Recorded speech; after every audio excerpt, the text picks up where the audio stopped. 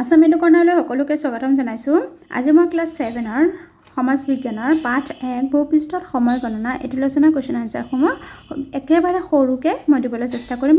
Important question আনচাৰসমূহ মই কৈ দিম, গতিকে ভিডিঅ'টো সম্পূৰ্ণকৈ চাই থাকিবা, চেনেলটো ছাবস্ক্ৰাইব কৰি থ'বা, তেতিয়া ভিডিঅ'বোৰ যেতিয়া আপলোড কৰোঁ তেতিয়া পাই যাবা। অ'কে, মই তোমালোকে ক্লাছ 7ৰ মেথছৰ আৰু ছায়েন্সৰ ইংৰাজী অসমীয়া দুইটা মিডিয়ামত দিছোঁ, কিন্তু এইটো চেনেলত নহয়, মোৰ আৰু এটা চেনেল আছে তাতে দিছোঁ। মই সেইটো চেনেলৰ লিংকটো ইয়াতে দি দিম। অ'কে, একেবাৰে সহজভাৱে মই আনচাৰবোৰ দিবলৈ চেষ্টা কৰিছোঁ, গতিকে সেইটো চেনেলটো ছাবস্ক্ৰাইব কৰি থ'বা, ভিডিঅ'বোৰ পাই যাবা। অ'কে, লেচনটো প্ৰথমতে কি আছে চোৱা, মেৰুদণ্ডৰ ওপৰত আছে। মেৰুদণ্ড মানে কি? পৃথিৱীৰ সোঁমাজেৰে উত্তৰৰ পৰা দক্ষিণলৈ কল্পনা কৰা ৰেখাডালক মেৰুদণ্ড বোলে।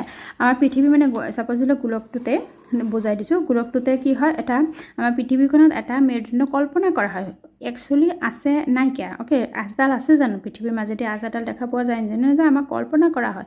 কল্পনা কৰি উত্তৰৰ পৰা দক্ষিণলৈ, পূবৰ পৰা পশ্চিমলৈ নহয়, উত্তৰৰ পৰা দক্ষিণলৈ যোনটো মাজেদি পৃথিৱীৰ মাজেদি এটা কল্পনাহে কৰা হয় ৰেখা এডাল, আৰু সেই ৰেখাডালক কি কয়? মেৰুদণ্ড কয়, আৰু সেইটো ইংৰাজীত কয় এক্সিছ। অ'কে, তাৰপিছত আছে অক্ষৰেখা আৰু দ্ৰাঘিমা ৰেখাৰ অক্ষাংশৰ ওপৰত আছে চোৱা, বিষুৱ ৰেখাৰ সমান্তৰালকৈ পূব পশ্চিমকৈ কিছুমান ৰেখা উত্তৰ মেৰুদণ্ড আৰু দক্ষিণ মেৰুবিন্দুলৈ কল্পনা কৰা হৈছে। এই ৰেখাবোৰক অক্ষৰেখা বোলে।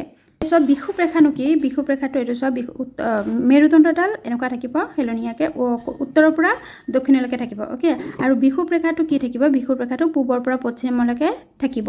বিষুৱ ৰেখা এইটো হ'ব পূবৰ পৰা পশ্চিমলৈকে থাকিব।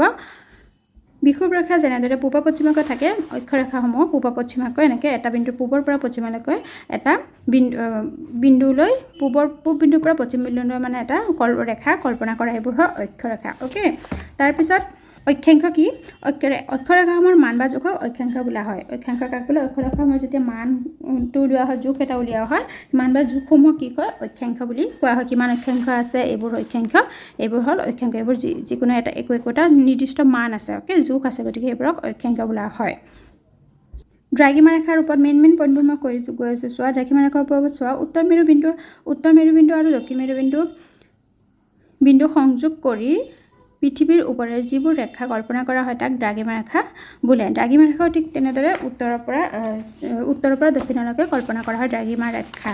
অ'কে, এইবোৰ দ্ৰাঘিমা ৰেখা। দ্ৰাঘিমা ৰেখা কিহৰ পৰা ষ্টাৰ্ট হয়? 0 ডিগ্ৰী দ্ৰাঘিমা ৰেখাৰ ষ্টাৰ্ট হয়, আৰু টোটেল কিমান দ্ৰাঘিমা ৰেখা আছে? 360ডাল দ্ৰাঘিমা ৰেখা আছে। আৰু এক ডিগ্ৰীত কিমান মিনিটকৈ হয়? 4 মিনিট। ইম্পৰ্টেণ্ট পইণ্ট দেই, এইটো ইম্পৰ্টেণ্ট পইণ্ট হয়। দ্ৰাঘিমা ৰেখাৰ জোখটো, দ্ৰাঘিমা ৰেখাৰ মান বা জোখক দ্ৰাঘিমাংশ বোলে। দ্ৰাঘিমা ৰেখাৰ মান বা জোখক দ্ৰাঘিমাংশ বোলে। অক্ষৰেখাৰ মান বা জোখক অক্ষাংশ বোলে। এইটো ভালকৈ মনত ৰাখিবা। অ'কে, তাৰপিছত দ্ৰাঘিমা ৰেখা কাক বোলা হয়? দ্ৰাঘিমাংশ নিৰ্ণয় কৰিব গ্ৰীনিছ মান মন্দিৰৰ লণ্ডন, এইটো ইম্পৰ্টেণ্ট কুৱেশ্যন। গ্ৰীনিছ মান মন্দিৰৰ লণ্ডনৰ ওপৰত কল্পনা কৰা দ্ৰাঘিমা ৰেখাডালক আধাৰ হিচাপে, লণ্ডনৰ ওপৰত যোনটো লণ্ডন চহৰৰ ওপৰেদি দ্ৰাঘিমা ৰেখাডাল, মেইন দ্ৰাঘিমা ৰেখাডাল সেইটোৰ ওপৰেদি যাব, লণ্ডন চহৰৰ ওপৰেদি যায়, আৰু এই ৰেখাডালক প্ৰাথমিক মুখ্য দ্ৰাঘিমা ৰেখা বোলে, বা এনেকৈ আহিব পাৰে প্ৰাথমিক মুখ্য ৰেখাডাল কোন চহৰৰ ওপৰেদি কল্পনা কৰা হয়। অ'কে, তাৰপিছত প্ৰাথমিক ৰেখাডাল ইয়াৰ মান কিমান? 0 ডিগ্ৰী। 0 ডিগ্ৰীৰ পৰা ষ্টাৰ্ট হয় দ্ৰাঘিমাংশ 360লৈকে। অ'কে, পেজ নম্বৰ 15 আছে ইম্পৰ্টেণ্ট পইণ্ট। 1 ডিগ্ৰী দ্ৰাঘিমাংশৰ অন্তত সময়ৰ ব্যৱধান 4 মিনিট।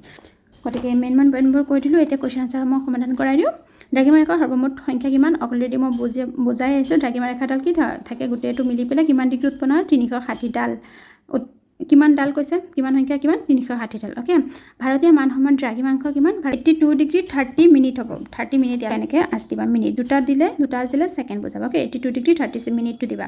পৃথিৱীক নিজ মেৰুদণ্ডত এপাক বোলে কিমান ঘণ্টা সময় লাগে? পৃথিৱীয়ে যেতিয়া এপাক ঘূৰে তেতিয়া কি হয়? 24 ঘণ্টা সময় লাগে। এইটো সকলোৱে জানে। গ্ৰীনিজৰ ওপৰে কল্পনা কৰা প্ৰাথমিক দ্ৰাঘিমা ৰেখাৰ স্থানীয় সময় কি বোলে? গ্ৰীনিজ মান সময় বোলে। গ্ৰীনিজ গত্ৰিকাৰে বৰ্গীয় যায়। এই গ্ৰীনিজ ৱৰ্ডটো লিখিবা, তাৰপিছত মান সময় বুলি লিখি দিবা।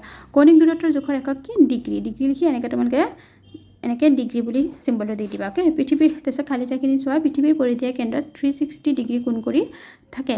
দ্ৰাঘিমা ৰেখাৰ মান বা জোখক কি? দ্ৰাঘিমাংশ বোলে। অক্ষৰেখাৰ মান বা জোখক অক্ষাংশ বোলে। তাৰপিছত প্ৰাথমিক দ্ৰাঘিমা ৰেখাৰ কৌণিক দূৰত্ব কি? ডিগ্ৰী। তাৰপিছত মধ্যাংক সূৰ্যৰ পৰা পূবফালে 15 ডিগ্ৰী আঁতৰত থকা ঠাইখনক 1 বাজিব।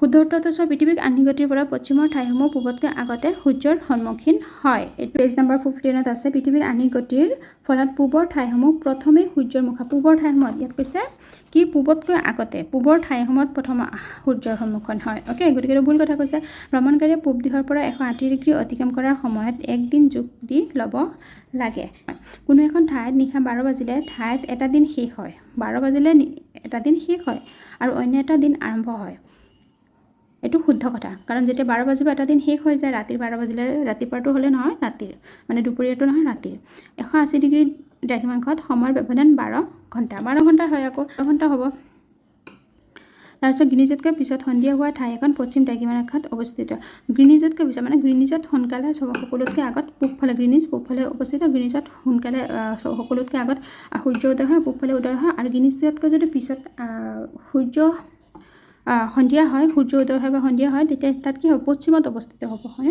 য'ত সোনকালে উদয় হ'ব সূৰ্য তাত পূবত থাকিব পূবফালে থাকিব বুজি পাইছা তাৰপিছত শুদ্ধ উত্তৰটো চোৱা ভ্ৰমণকাৰী গ্ৰীনিজৰ মান সময় অনুসাৰে গ্ৰীনিজৰ পশ্চিমে সময় গ'লে সময় লাভ হ'ব দেই পশ্চিমে গ'লে সময় লাভ হ'ব বুলি অনুভৱ কৰে তাৰপিছত গ্ৰীনিজতকৈ মুম্বাইত আগতে সূৰ্যোদয় হয় গতিকে মুম্বাই য'ত গ্ৰীনিজতকৈ আগত য'ত সূৰ্যোদয় আগত হ'ব তাত কি পূবফালে অৱস্থিত হ'ব তাৰপিছত প্ৰাথমিক দ্ৰাঘিমাৰেখাৰ পূবৰ প্ৰতি ডিগ্ৰী দ্ৰাঘিমাৰেখাত 4 মিনিটকৈ সময় আগবঢ়া পিছপৰা প্ৰাথমিক দ্ৰাঘিমাৰেখা পূবৰ প্ৰতি পূবফালে যেতিয়া যায় 4 মিনিট কি আগবঢ়া থাকিব পিছপৰা নাথাকে বা পশ্চিমৰ ফালে থাকিলে পিছপৰা থাকিব ওকে পূবৰ ফালে সদায় আগুৱাই যায় পিছুৱাই নাযায় কমি নাযায় আগুৱাই যায় বাঢ়ি যায় ওকে তাৰপিছত ঘৰ নম্বৰটো চোৱা ঘৰ নম্বৰটো কি হৈছে ভাৰতীয় মান দ্ৰাঘিমাৰেখা হিচাপে ভাৰতীয় মান দ্ৰাঘিমাৰেখা সময় কিমান এইটো আছিলে হয়নে ন 1 নম্বৰ কুৱেশ্যনত আমি 2 নম্বৰ কুৱেশ্যনত পঢ়ি আছোঁ 2 ডিগ্ৰী 30 মিনিট পূব দ্ৰাঘিমাৰেখা আমি পিন্ধা সাধাৰণ হাতঘড়ীবোৰ স্থানীয় সময় গ্ৰীনিজ মানে ভাৰতীয়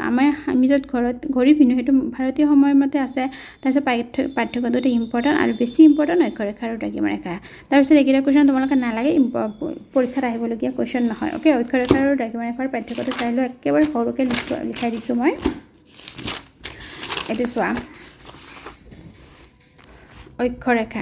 অক্ষৰেখাবোৰ পৰস্পৰ সমান্তৰাল দ্ৰাঘিমাৰেখাবোৰ পৰস্পৰ সমান্তৰাল নহয় একেবাৰে সৰুকৈ লিখাই দিছোঁ দেই অক্ষৰেখাবোৰ পূৰ্ণবৃত্ত দ্ৰাঘিমাৰেখাবোৰ অৰ্ধবৃত্ত অক্ষৰেখাৰ মান বা জোখক অক্ষাংশ বুলি কোৱা হয় দ্ৰাঘিমাৰেখাৰ মান বা জোখক দ্ৰাঘিমাংশ বুলি কোৱা হয় ওকে একেবাৰে সৰুকৈ লিখাই দিছোঁ তাৰপিছত স্থানীয় সময় আৰু মান সময় সূৰ্যৰ অৱস্থানৰ ওপৰত ভিত্তি কৰি সময় গণনা কৰা হয় স্থানীয় সময়ত আৰু মান সময়ত কি হয় এক বা একাধিক নিৰ্দিষ্ট দ্ৰাঘিমাৰেখাৰ ভিত্তিত সময় গণনা কৰা হয় যোনটো মান সময় গণনা কৰা সেইটো দ্ৰাঘিমাৰেখাৰ ভিত্তিত কৰা হয় আৰু এইটো সূৰ্যৰ অৱস্থানৰ ভিত্তিত কোনো এখন ঠাইৰ বাবে স্থানীয় সময় গণনা কৰা হয় আৰু এইটো দেশ এখনৰ বাবে মান সময় গণনা কৰা হয় একেবাৰে সৰুকৈ আৰু সহজভাৱে দিছোঁ মনত ৰাখিবলৈ সুবিধা হ'ব গতিকে গোটেইকেইটা কুৱেশ্যনে দিলোঁ আৰু এই 6 নম্বৰটো ইমান ইম্পৰ্টেণ্ট নহয় গতিকে এইকেইটা আৰু নিদিওঁ মই গতিকে ভিডিঅ'টো চোৱাৰ বাবে বহুত ধন্যবাদ মই ছ'চিয়েল আৰু বহুতকেইটা চেপ্টাৰো দিছোঁ ভিডিঅ'ৰ লিংকত মই দি দিম গোটেইকেইটাই আৰু মনত ৰাখিবলগীয়া কথাকেইটা গোটেইকেইটা পঢ়িবা দেই